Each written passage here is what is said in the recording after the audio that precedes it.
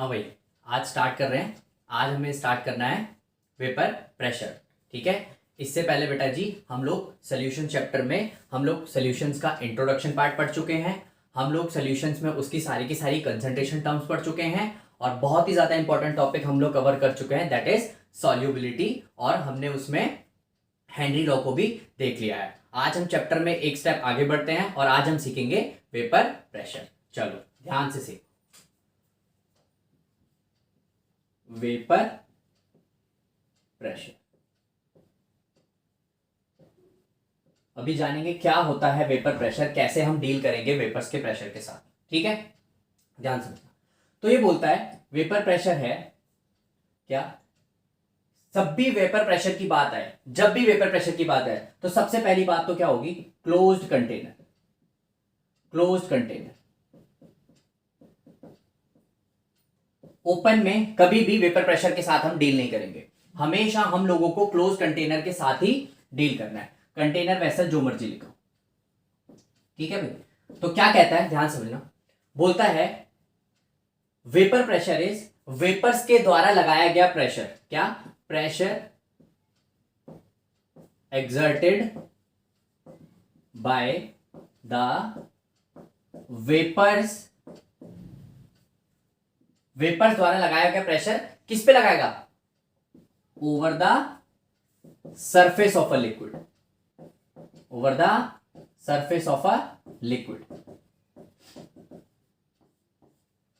Pressure exerted by the vapours द्वारा लगाया गया प्रेशर किस पे लगाएगा, over the surface of a liquid in a close container.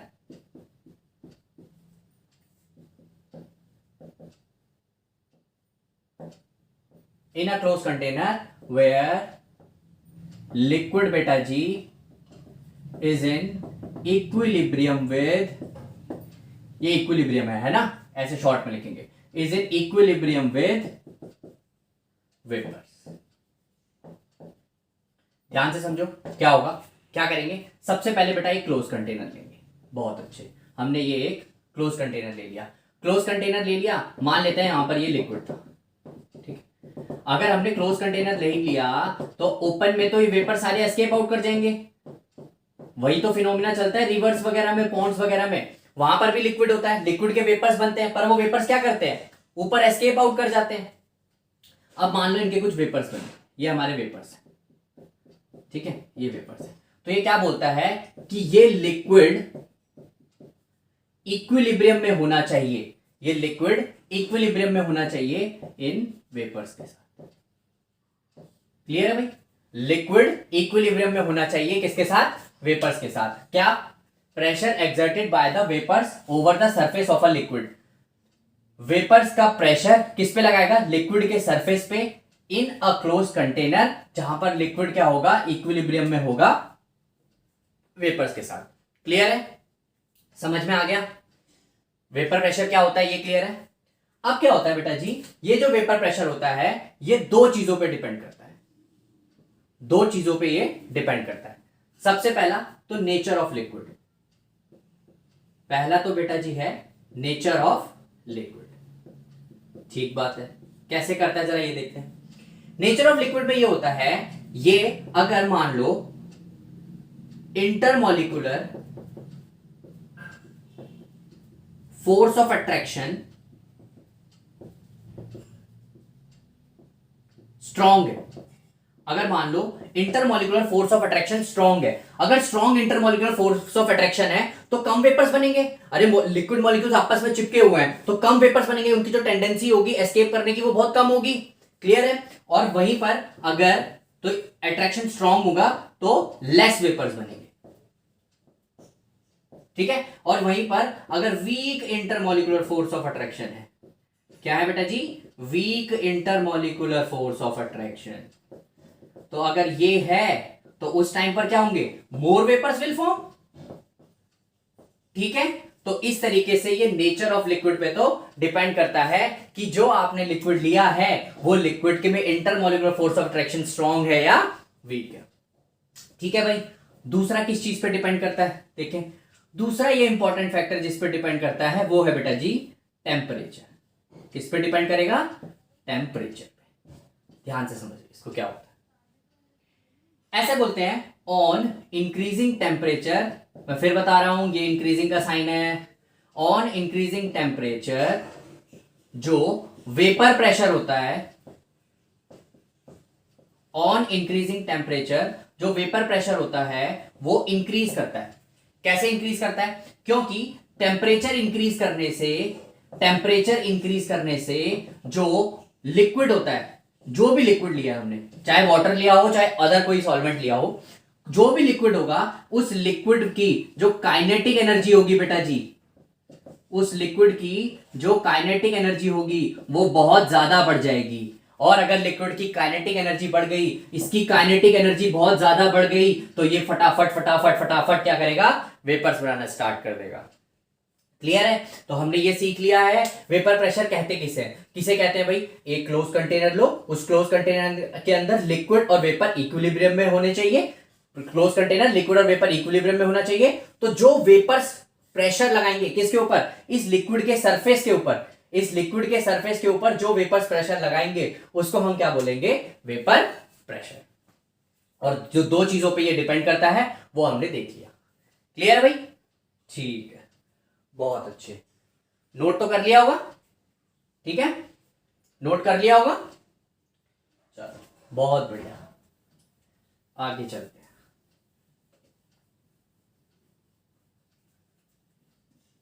चलो वेपर प्रेशर तो हमने देख लिया। अब हमें थोड़ा सा आगे जाना है। हमने क्या पढ़ना है? हमने पढ़ना है vapour pressure of liquid solution. किसका पढ़ना है? Vapour pressure of liquid solution.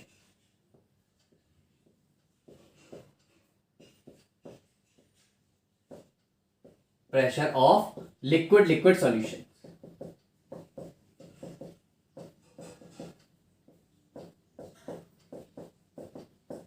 Liquid solution का हम लोगों को वेपर प्रेशर पढ़ना है। क्या कहता है vapour pressure of liquid solution? अच्छा, इसको जानने से पहले ना दो तीन कुछ टर्म्स हैं, उनको बहुत अच्छे से समझना जरूरी है। अगर वो टर्म समझ में नहीं आई ना तो इसके बारे में मैं जो मर्जी लिखा दूंगा वो समझ नहीं आएगा, एक्चुअल में फील नहीं आएगा कि असल में हो क्या रहा है। तो टर्म क्या है? दो तीन टर्म जो आएंगी, सबसे पहले तो भाई एक टर्म आती है वोलेटाइल। वोलेटाइल का मतलब क्या होता है बेटा जी? जहां भी टर्म आए वोलेटाइल, मैं बोलूंगा वोलेटाइल नेचर का है, वो नॉन वोलेटाइल नेचर का है, तो क्या मतलब हुआ? वोलेटाइल का मतलब वो होता है जो इवेपोरेशन शो करे। जिस भी इस चीज में इवेपोरेशन हो, जिस भी चीज में इवेपोरेशन हो, जहां भी इवेपोरेशन अकर करे, उसको हम क्या बोलते हैं? वोलेटाइल नेचर का। Got it? क्लियर है? वोलेटाइल का मतलब वो होगा जहां पर इवेपोरेशन इजीली हो जाएगा। ठीक है, अब दो प्रेशर ऐसे हैं जिनके बारे में समझना बहुत जरूरी है। एक तो होता है प्योर का वेपर प्रेशर, एक होता है प्योर वेपर प्रेशर, एक होता है प्योर वेपर प्रेशर और एक होता है पार्शियल वेपर प्रेशर। देख लो भाई, इन दोनों के बीच में अगर डिफरेंस आपको करना नहीं आया कि क्या प्योर का वेपर प्रेशर में डिफरेंस होता है और क्या पार्शियल के वेपर प्रेशर के बीच में, तो आप अभी जो मैं इसके बाद आपको स्टेटमेंट लिखवाऊंगा, फिर राउल्स लॉ आएगा, तो जो भी इस चीज के बारे में जो भी बताऊंगा वो समझ में नहीं आएगा, फील नहीं आएगी कि असल में कह क्या रहा है। तो जरा समझते हैं इसको। तो देखो क्या होता है, मान लो मैंने कोई एक सॉल्वेंट लिया ए,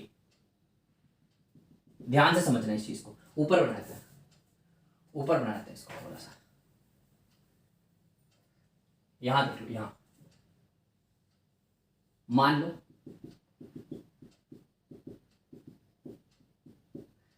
ये कोई ए लिक्विड है, ठीक है, ऑलवेज ध्यान रखना है क्लोज कंटेनर, और ए लिक्विड है, और इस ए लिक्विड को क्योंकि ये वोलेटाइल नेचर का है, इवेपोरेशन होगा तो यहां पर क्या बनेंगे? इसके वेपर्स बनेंगे। क्लियर है? समझ में आ रहा होगा? ये लिक्विड है और ये इस लिक्विड के क्या बन गए? वेपर्स बन गए। अब मैंने क्या करा? एक बी लिक्विड लिया। ध्यान से समझ लो भाई, ये बहुत ज्यादा इंपॉर्टेंट है।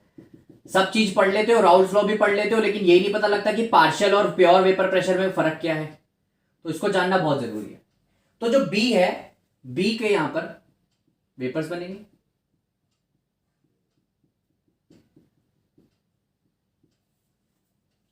तो अगर कोई मुझसे पूछे तो यहां पर बेटा जी ये प्योर ए है, प्योर ए, और यहां पर ये क्या है, प्योर बी।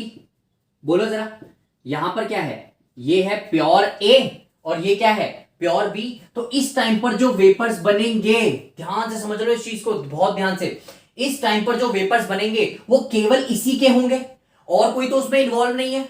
तो उसको क्या बोलूंगा मैं, पी नॉट ए। क्या बोलूंगा, पी नॉट ए। नॉट जो होगा वो बेटा प्योरिटी को शो करेगा, नॉट जो होगा वो प्योरिटी को शो करेगा। तो यानी कि इस टाइम पर जो वेपर प्रेशर हैं वो केवल ए के ही हैं, उसमें और कुछ चीज नहीं मिली। इसी को हम बोलते हैं प्योर वेपर प्रेशर। समझ में आया, प्योर वेपर प्रेशर ऑफ ए। ठीक है, क्योंकि अभी थोड़ा सा देखो, अभी और मजा आएगा। अगर जैसे मैं बी की बात करूं तो भाई यहां पर भी सिंपल सी बात है, यहां पर भी प्योर बी ही है, तो ये क्या कहलाएगा, P naught B, pure vapour pressure of B only. ठीक बात है। अब मैंने क्या करा, इन दोनों सॉल्यूशन को मिक्स कर दिया। अब मैंने इन दोनों सॉल्यूशन को मिक्स कर दिया। अब ये जो मेरे पास है ये सॉल्यूशन है, अब इसमें कहां पर ए है कहां पर बी है हमको नहीं पता, कौन से वेपर का प्रेशर ए का है कौन से वेपर का प्रेशर बी का है वो भी हमको नहीं पता, क्योंकि ये एक होमोजीनियस सॉल्यूशन बन चुका है और हमें नहीं पता कि इसमें कहां पर ए है कहां पर बी है क्या नहीं। लेकिन जरा ध्यान से समझो, ए का जब अकेला था तो प्योर वेपर प्रेशर पूछा, लेकिन अब ये बन चुका है सॉल्यूशन। अब इस सॉल्यूशन में कोई मुझसे ए का प्रेशर पूछे, ध्यान से समझ लो इस चीज को, अगर सॉल्यूशन में ए का प्रेशर पूछे तो हम उसे बोलेंगे पार्शियल प्रेशर ऑफ ए। बोलो बेटा, समझ में आया, पार्शियल प्रेशर ऑफ ए। अगर इस सॉल्यूशन में मुझसे पूछे कि ए का प्रेशर बता तो मैं बोलूंगा वो पार्शियल प्रेशर ऑफ ए। अगर सॉल्यूशन नहीं है, अकेला पड़ा हुआ है, तो हम उसको बोलेंगे कि ये होगा मेरा pure vapour pressure of A. Got it. अगर इस सॉल्यूशन में, फिर से देखो, इस सॉल्यूशन में मुझसे पूछे कि बी का बताओ प्रेशर, तो उस बी का प्रेशर को मैं प्योर नहीं बोलूंगा, मैं क्या बोलूंगा, पार्शियल प्रेशर ऑफ बी।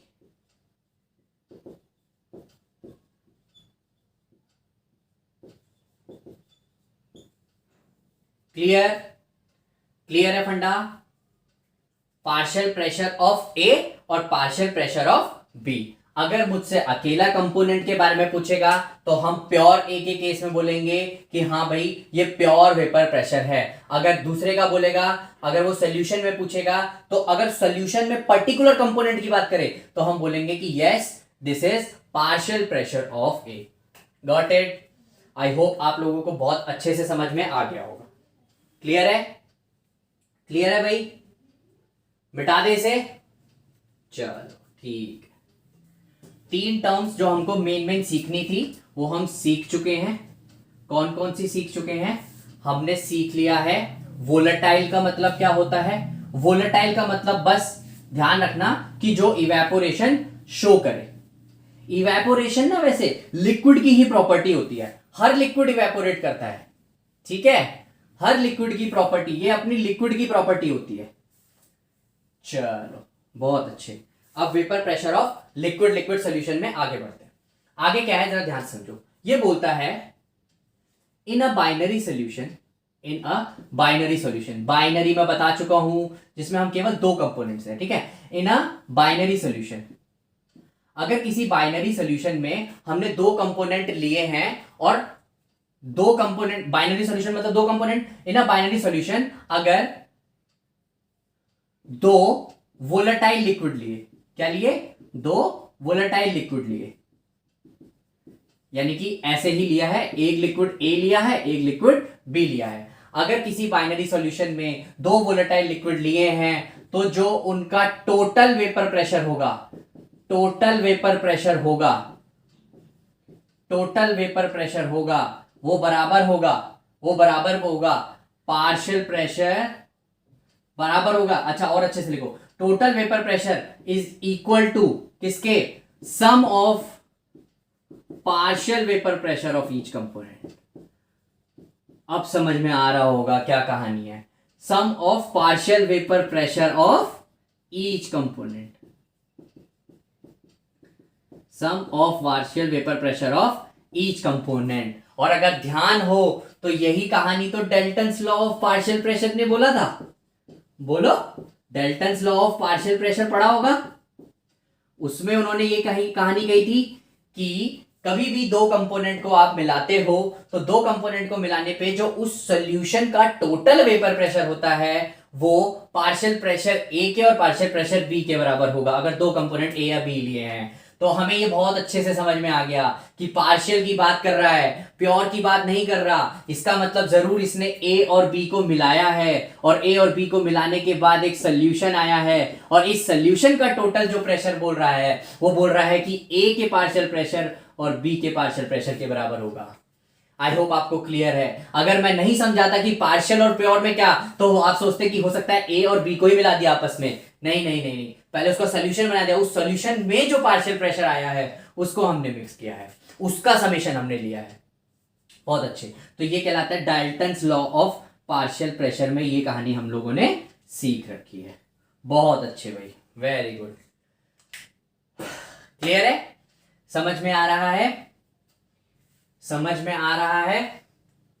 ठीक है, चले आगे, चले आगे। नोट कर लिया होगा, नोट कर लिया होगा। ठीक, चलिए अब आएंगे राउल्स लॉ। ठीक है, अब हमें पढ़ना है राउल्स लॉ के बारे में। जरा सीखते हैं राउल्स लॉ कैसे क्या है, फिर हमें आज उसका ग्राफ भी पढ़ना है कि राउल्स लॉ क्या है और फिर उसका ग्राफ क्या है। ठीक है, चलो सीखते हैं।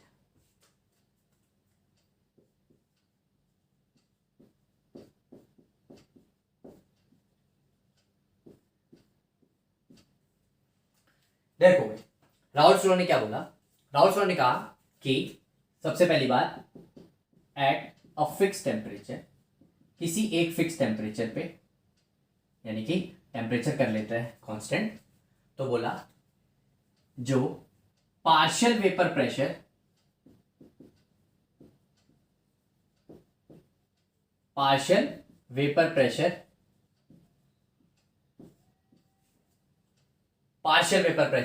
Of each component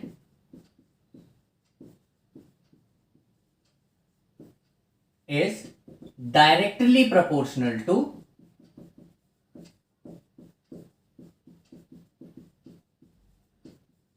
partial vapor pressure of each component is directly proportional to mole fraction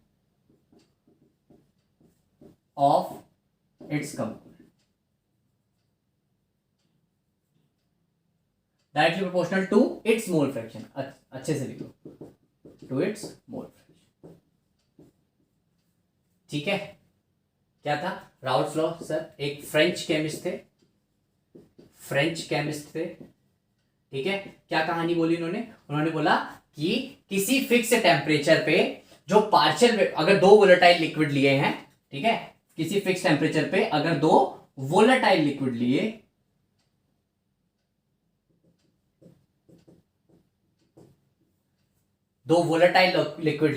तो उनका जो पार्शियल वेपर प्रेशर होगा हर एक कंपोनेंट का, वो उसके मोल फ्रैक्शन के बराबर होगा। देखते हैं जरा इसको मैथमेटिकली देखते हैं क्या बोला था।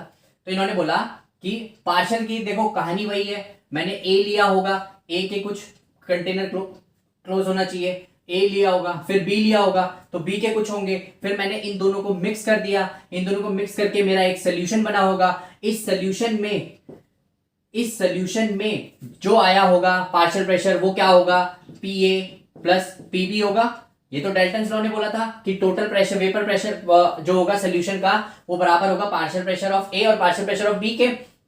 तो इन्होंने इसके बारे में बता दिया, ठीक है। इन्होंने ये तो बताया था कि टोटल जो होगा वो इसके, इन्होंने यही बता दिया कि ये जो पार्शियल प्रेशर है, partial vapour pressure of each component, इस कंपोनेंट का जो पार्शियल वेपर प्रेशर है, जो इस कंपोनेंट का पार्शियल वेपर प्रेशर है वो डायरेक्टली प्रोपोर्शनल होगा इट्स मोल फ्रैक्शन, यानी कि उसके मोल फ्रैक्शन के।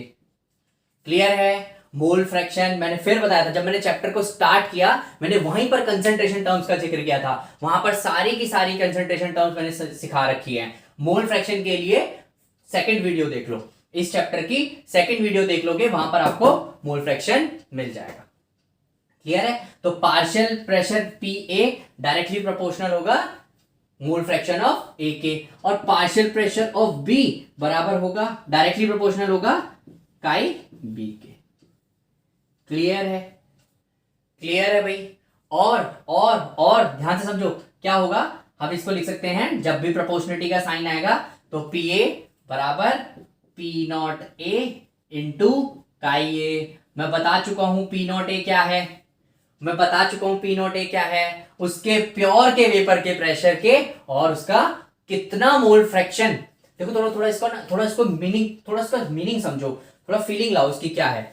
बोल रहा है कि जो ये इस सोल्यूशन में जो पार्शियल प्रेशर ऑफ ए होगा ना, वो एक तो उसका कितना फ्रैक्शन प्रेजेंट है इस सोल्यूशन में वो होगा, प्लस उसका पहले कितना वेपर प्रेशर था, यही तो होगा। यही तो कहानी बोल रहा है कि इस सोल्यूशन में उसका मोल फ्रैक्शन कितना है, इस सोल्यूशन में उसका मोल फ्रैक्शन कितना है, उस मोल फ्रैक्शन का मल्टीप्लीकेशन अगर मैं कर दूं उसके प्योर के वेपर प्रेशर से, तो वही कहानी बोली है राउल्स लॉ ने कि पी ए बराबर होगा P not A into chi A. Pure का है तो अलग अलग लिक्विड के लिए अलग अलग होगा, ठीक है भाई। और दूसरा जो यहां पर होगा पी बी बराबर होगा P not of B into chi B. Clear है भाई? बोलो, समझ में आया क्या बोला राउल्स लॉ ने? राउल्स लॉ ने बोला किसी एक फिक्स टेम्परेचर पे अगर दो वोलेटाइल लिक्विड मैंने लिए तो जो पार्शियल वेपर प्रेशर होगा हर एक कंपोनेंट का वो डायरेक्टली प्रोपोर्शनल होगा उसके मोल फ्रैक्शन के बराबर। ए लिया, बी लिया, सोल्यूशन बनाया, डाल्टन्स ने क्या बोला, सोल्यूशन जो होगा पीए पीबी। राउल्स लॉ ने इस पीए के बारे में भी बता दिया कि भाई ये पीए कितना होगा, तो उन्होंने क्या बोला पीए इतना होगा कि इस सोल्यूशन में उस ए का कितना मोल फ्रैक्शन प्रेजेंट है, मल्टीप्लाई कर दो उसको उसके जो इनिशियली उसके प्योर के वेपर प्रेशर का था। ठीक है भाई, इसको बोलते हैं कि इन्होंने क्वांटिटेटिव रिलेशन दिया। क्या बोला? Quantitative relation. क्वांटिटेटिव मतलब फिक्स वैल्यू हम निकाल सके, है ना, कुछ वैल्यूज में, नंबर्स में हम लोग, क्वांटिटी में हम लोग निकाल सके, तो क्वांटिटेटिव रिलेशन दिया इन्होंने। बहुत बढ़िया, ठीक है भाई। पार्शियल प्रेशर और मोल फ्रैक्शन के बीच में क्वांटिटेटिव रिलेशन इन्होंने दिया। आई होप आप लोगों को समझ में आ गया होगा और नोट भी कर लिया होगा। ठीक है, आगे चलते हैं, कुछ मैथमेटिकल स्टेप्स करने हैं इसमें, फिर हमने पढ़ना है इसका ग्राफ। ठीक है भाई, और ग्राफ पढ़ने से पहले आज मैं आपको लीनियर इक्वेशन के ग्राफ्स बनते कैसे हैं, क्या उसकी इक्वेशन होती है क्या, पहले वो सीखेंगे और फिर सीखेंगे कि ग्राफ कैसे बनेगा। तो फटाफट से देखते हैं क्या कहानी है। क्लियर है भाई? क्लियर है? समझ में आ रहा होगा? तो देखो फटाफट से अब थोड़ा सा मैथमेटिक्स खेलते हैं। तो क्या है, पी टोटल बराबर होगा P A plus P B के। डाल्टन्स लॉ ने बोला है तो P A plus P B, तो हम इसे लिख सकते हैं P not A of chi A plus P naught B of chi B. अच्छा, हमें पता है कि mole fraction of A plus mole fraction of B, किन्हीं भी मोल फ्रैक्शन का सम ऑलवेज क्या होता है, 1 के इक्वल। तो हम यहां से लिख सकते हैं कि काई बी जो आएगा वो मेरा कितना आएगा, 1 माइनस काई ए। बोलो, क्लियर है? काई बी कितना आएगा, 1 माइनस काई ए। तो अब यहां पे पुट करो P not A into chi A plus P not A into chi A plus P naught B, इसको लिख लूंगा 1 माइनस काई ए, फिर P not A into chi A plus P naught B minus P naught B into chi A. ये काई ए वाली को एक साथ ले चलते हैं, पी नॉट बी को अलग लिख लेते हैं, पी नॉट बी को अलग लिखा प्लस काई ए को कॉमन ले लिया, तो ये कितना आया, ये प्लस का है ये माइनस का है, तो P not a minus P naught B. तो ये मेरी पी टोटल की इक्वेशन आ गई, ये मेरी पी टोटल की इक्वेशन आ गई। ठीक है, इस इक्वेशन को मैं यहां पर अलग लिख लेता हूं क्योंकि अभी इस इक्वेशन से हम लोग समझेंगे कि क्या ग्राफ आता है और कैसे इसका ग्राफ बनता है। खाली ग्राफ बनाने सीख लेना इंपॉर्टेंट नहीं है, कैसे ग्राफ बनेगा वो भी सीखेंगे। तो इक्वेशन को लिख लो, हमने क्या माना है कि पी टोटल जो है वो हमारा किसके बराबर आया है, P naught B plus chi ए, हमने यहां पर हमने काई ए कॉमन लिया, P not a minus P naught B. ठीक है भाई, ये इक्वेशन अभी जरूरत पड़ेगी ग्राफ बनाने के लिए, ये हम सीखेंगे। और हमने क्या सीखा है कि पी ए बराबर होगा P not A of into chi ए, और जो पी बी होगा वो क्या होगा P naught B into chi B. तो इनकी जरूरत पड़ेगी अभी राउल्स लॉ के ग्राफ बनाने में और सीखने में। पहले ये बताओ, इतना समझ में आ गया? क्लियर है भाई? इतना समझ में आ गया? चलो बहुत अच्छे, बहुत बढ़िया। चलो नोट कर लिया होगा वैसे आपने, और बाई चांस अगर किसी ने नहीं किया तो 10 सेकंड पीछे जाओ, सब कुछ वहीं मिलेगा, स्क्रीनशॉट लो, फिर आगे बढ़ जाओ। ठीक है भाई, अब चलते हैं आगे, इसको मिटा देते हैं, काफी आगे पहुंच गए अब। ठीक है, चलो देखो ग्राफ सीखते हैं, ग्राफ। वेरी गुड, ग्राफ सीखते हैं। कैसे हम लोग ग्राफ बनाएंगे? देखो बेटा, इस चैप्टर में तो 2-3 ही ग्राफ हैं। आइडियल सॉल्यूशन पढ़ना है, आगे नॉन आइडियल सॉल्यूशन पढ़ना है, उसके भी कुछ ग्राफ हैं, पर वो भी राउल्स लॉ के बेस पे ही हैं। तो जो ग्राफ हम लोगों को पढ़ने हैं वो ग्राफ, और इसके बाद काइनेटिक्स चैप्टर जब हम पहुंचेंगे, जब हम 4th चैप्टर काइनेटिक्स पढ़ेंगे, तो उसमें भी ग्राफ्स हैं, और सब में लगभग लगभग लगभग एक ही इक्वेशन के थ्रू ग्राफ हमें बनाने हैं। दैट इज जो स्ट्रेट लाइन की इक्वेशन होती है, लीनियर ग्राफ बनता है, स्ट्रेट लाइन की इक्वेशन। इसमें सीख लो कि ग्राफ कैसे बनाते हैं, बहुत ध्यान से देखो। एक इक्वेशन होती है y is equal to M X plus C. फटाफट से सीख लेते हैं क्या होगा क्या नहीं होगा। y क्या होता है? y क्या होता है? जो y एक्सिस पे रखूं, किसी भी चीज को मैं y एक्सिस पे रखूं वो मेरा y होगा। x क्या होगा? x क्या होगा? x होगा बेटा जो भी चीज मैं x एक्सिस पे रख रहा हूं, जो भी चीज मैं x एक्सिस पे रखूंगा उसके बीच वो मेरा x एक्सिस होगा। जैसे अगर पीए और काईए के बीच में ग्राफ बनाऊंगा, तो अगर मैंने पीए वर्सेस काईए लिखा हुआ है, अगर मैं बोलूंगा पीए वर्सेस काईए के बीच में अगर ग्राफ बनाऊं, तो ये इसको ऑलवेज ऐसे ट्रीट करते हैं y वर्सेस x, यानी कि y एक्सिस पे मेरा क्या रहेगा पीए, और x एक्सिस पे मेरा रहेगा x। ठीक है भाई, क्लियर है? c क्या होता है बेटा जी? c होता है इंटरसेप्ट। c होता है इंटरसेप्ट। क्या इंटरसेप्ट क्या होगा? Some distance on y axis. क्या होगा? Some distance on y axis. Intercept x axis पे भी होता है, लेकिन इतना नहीं, थोड़ा y एक्सिस पे, मतलब जो भी y एक्सिस पे इंटरसेप्ट का मतलब क्या है? जैसे मान लो ये मैंने ग्राफ बनाया, डिस्टेंस ऑन y एक्सिस, ये बेटा जी मेरी y एक्सिस है, तो y एक्सिस पे कुछ डिस्टेंस हो सकता है, यहां पर है जैसी, हो सकता है ये ये मतलब यहां से नहीं होगा, ओरिजिन से ग्राफ स्टार्ट नहीं होगा। मैं बता देता हूं, मान लो c इज इक्वल टू 0 है, c इज इक्वल टू 0 है, तो ग्राफ ओरिजिन से बनेगा। ग्राफ कहां से बनेगा? ओरिजिन से।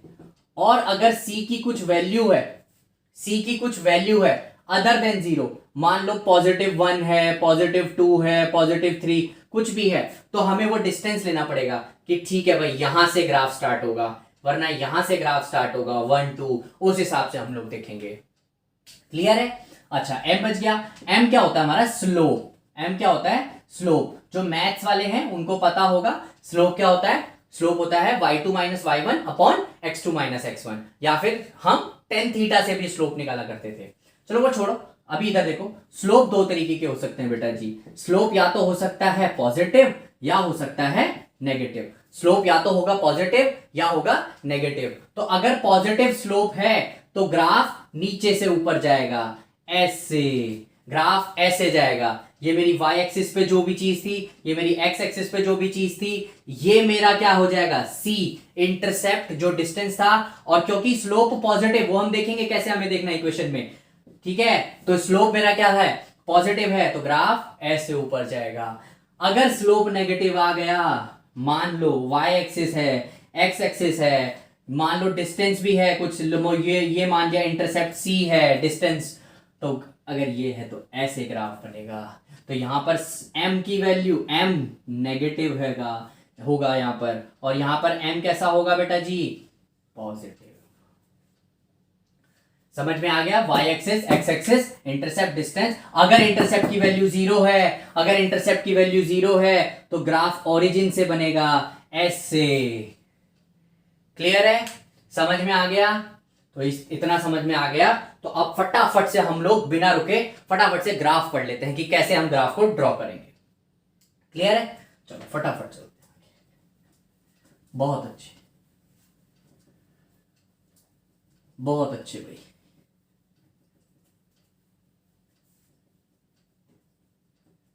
चलो देखते हैं ग्राफ कैसे बनेगा। तो पहली जो मेरी इक्वेशन जो मैं यूज करने वाला हूं वो ये वाली करूंगा कि पी ए बराबर होता है P not of A into में काई। पी ए बराबर होता है P not of A into में काई। तो देखते हैं इसका ग्राफ कैसे बनेगा। तो ग्राफ बनाने के लिए हमें 2 पॉइंट्स चाहिए। तो मैं मान लेता हूं कि जैसे मान लो ये ग्राफ बनाओ, ये हम यहां पे ग्राफ सीख रहे हैं, ठीक है। तो लेट्स से कि काई ए की वैल्यू 0 है। काई ए की वैल्यू क्या है? 0। अगर काई ए की वैल्यू 0 हो गई तो उस टाइम पर पी ए क्या हो जाएगा बेटा जी? 0। बोलो, अगर काई ए की वैल्यू 0 है तो उस टाइम पर ये सारी वैल्यू 0। और दूसरा देख लेते हैं, काई ए की वैल्यू 1 पे। तो अगर काई ए की वैल्यू 1 पे देखूं तो मेरा क्या आएगा? तो उस टाइम पर पी ए जब बराबर हो जाएगा मेरा पी नॉट ए के। बोलो, अब दिमाग में आ रहा होगा सर आपने यही 2 पॉइंट के लिए 0 और 1, क्योंकि मोल फ्रैक्शन जो होता है, मोल फ्रैक्शन 1 से देखते हैं तो हम एक सबसे छोटा पॉइंट देख लेते हैं, या तो 0 हो सकता है या फिर 1 हो सकता है। हम दोनों के बीच में ग्राफ देखेंगे। तो जरा हम ग्राफ को ड्रॉ करते हैं। यहां पर मान लेते हैं कि ये वाला जो पॉइंट है वो है काई ए बराबर 0, और काई ए बराबर 0 है तो काई ए बराबर 1 आगे कहीं होगा। तो यहां पर हम मान लेते हैं कि ये वाला जो पॉइंट है वो क्या है? काई ए इज इक्वल टू 1। क्लियर है? बहुत अच्छे। पर अगर मैं इस ग्राफ को देखूं, ध्यान से समझना इस चीज को, अगर मैं इस ग्राफ को देखूं तो अगर मैं इसमें y is equal to M X plus C लगाऊं, y is equal to M X plus C, तो y is equal to M X plus C लगाने पे मुझे क्या मिल रहा है? c तो कुछ है ही नहीं। देखो y ये है जो y एक्सिस पे है, x वो है जो x एक्सिस पे है, प्लस 0 ही तो है। तो c की वैल्यू क्या हो गई यहां पर? 0। ग्राफ कहां से स्टार्ट करेगा? ओरिजिन से। अरे बोलो, y जो y एक्सिस पे है, x जो x एक्सिस पे है, ग्राफ कहां से स्टार्ट करेगा? ओरिजिन से। तो ग्राफ ओरिजिन से स्टार्ट करेगा तो मैं एक लीनियर से लाइन ड्रॉ कर देता हूं। क्लियर है? ये मैंने अभी लाइन ड्रॉ कर दी, ठीक है। ये ग्राफ किसका है? ये ग्राफ है पी ए बराबर P not of A into chi ए का। बहुत अच्छे भाई, क्लियर है? आगे चलते हैं। सेम चीज अगर मान लो पी बी बराबर P not of B into chi B है, ये दूसरा, ठीक है। ये पहले इक्वेशन के हिसाब से बनाया था, ये दूसरी इक्वेशन के हिसाब से। अगर पी बी बराबर पी नॉट बी काई बी है तो फिर से क्या करूं? काई बी को 0 रख दूं तो भाई साहब पी बी हो जाना है 0। काई बी को अगर मैं 1 रख दूं तो भाई साहब पी बी बराबर आ जाना है पी नॉट बी के। यहां पर भी देखा जाए तो y वर्सेस x के बीच में ग्राफ बनाएंगे तो इंटरसेप्ट क्या है? 0। तो हमें यहां पर क्लियर पता लग रहा है कि पी बी 0 तो काई बी 0, पी बी नॉट तो काई बी 1। तो देखो क्या कर रहा हूं, अगर मान लेते हैं कि यहां पर काई ए 0 है और यहां पर जाके काई ए कितना है? 1, तो हम यहां से मान लेते हैं कि मान लो यहां पर काई बी कितना है? 1, और यहां से 0। क्यों माना है जरा समझो, थोड़ी सी कंफ्यूजन हो रही होगी। तो जरा ध्यान से देखो, यहां पर ये जो काई बी है, जैसे अगर मैं यहां पर पी ए लिया मैंने ना, यहां पर पी ए वर्सेस काई ए के बीच में ग्राफ बनाया था। जो पहले ग्राफ बनाया था वो पी ए वर्सेस काई। अब यहां पर मैं एक ग्राफ ड्रॉ कर रहा हूं, एक सेकेंड।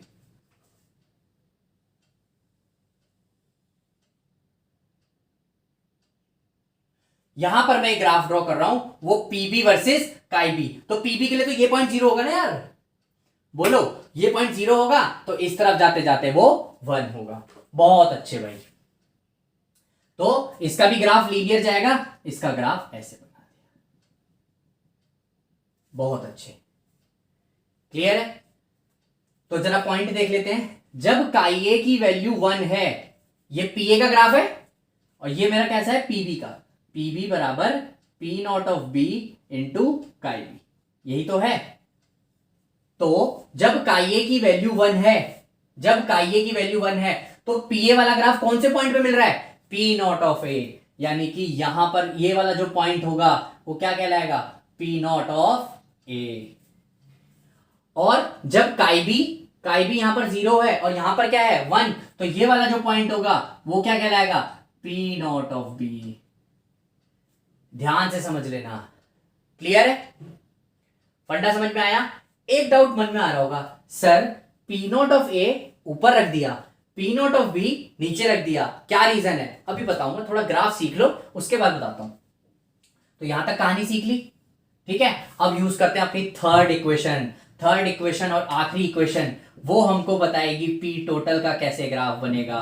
तो पी टोटल का अगर मैं ग्राफ देखूं तो पी टोटल बराबर होगा P not of B plus chi A into P not of A minus P not of B. तो ये इसके इक्वल होगा। तो अगर मैं यहां पर काई ए की वैल्यू रखता हूं 0, तो पी टोटल मेरा, अगर मैं काई ए की वैल्यू 0 रखता हूं तो पी टोटल मेरा सिर्फ किसके बराबर आएगा, पी नॉट ऑफ बी के। काई ए की वैल्यू 0 रखी तो पी टोटल आएगा पी नॉट ऑफ बी के।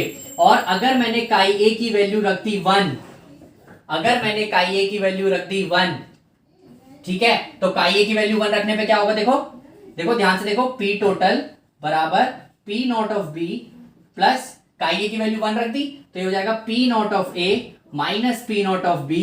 तो पी नॉट ऑफ बी और ये कट जाएगा, तो उस टाइम पर पी टोटल किसके बराबर आएगा, मेरे पी टोटल आएगा किसके बराबर, पी नॉट ऑफ ए के बराबर। तो पी टोटल मेरा आएगा पी नॉट ऑफ ए के बराबर। यानी कि जरा ध्यान से देखो, काई ए की वैल्यू यहां पर 0 है, तो काई ए की वैल्यू 0 है तो ग्राफ कहां से बनेगा, पी नॉट ऑफ बी से। तो पी नॉट ऑफ बी से मैंने ग्राफ शुरू करा और कहां तक जाएगा, काई ए की वैल्यू 1 तक। काई ए की वैल्यू 1 पे क्या है, पी टोटल मेरा पी नॉट ए। तो ये पी नॉट बी से लेके पी नॉट ए के बीच में इस तरीके से जो है ग्राफ ड्रॉ होगा, इस तरीके से। हमारा लोग सोच में पड़ जाते हैं ये पी टोटल का ग्राफ यहां से कैसे स्टार्ट हो गया, तो ऐसे स्टार्ट हुआ है इसका।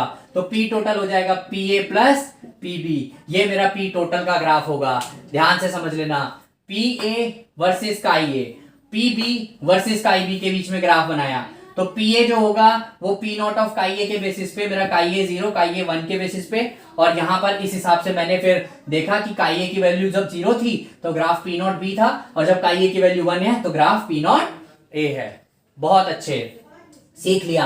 अब फटाफट जो एक क्वेश्चन था दिमाग में, जरा उसको देख लो कि भाई ये देखो, पी नॉट ऑफ बी और पी नॉट ए प्योर का है, P not of B pure का है बी का, और P not of A pure का है ए का। कोई प्योर बी लिक्विड लिया है और यहां पर कोई प्योर ए लिक्विड लिया है। तो अगर मैं प्योर बी लिक्विड लेता हूं प्योर ए, तो उन दोनों में से देखो ध्यान समझो, उसमें ए और बी है, ए और बी में वोलेटाइल नेचर कम ज्यादा होगा ना।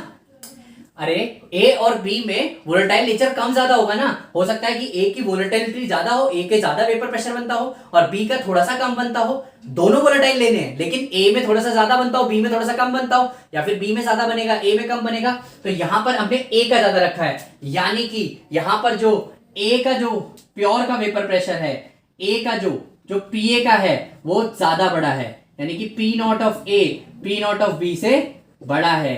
इसलिए ये पॉइंट ऊपर, ये पॉइंट नीचे। आप चाहो तो पी नॉट बी को ऊपर कर लो, चाहो तो पी नॉट ए को कम कर लो, कुछ भी किया जा सकता है। लेकिन ग्राफ कैसे बनेगा P nought P total P A P B के बीच में, वो ध्यान से समझना।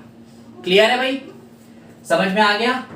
तो आई होप कि आप लोगों को पूरा अच्छे से समझ में आ गया होगा।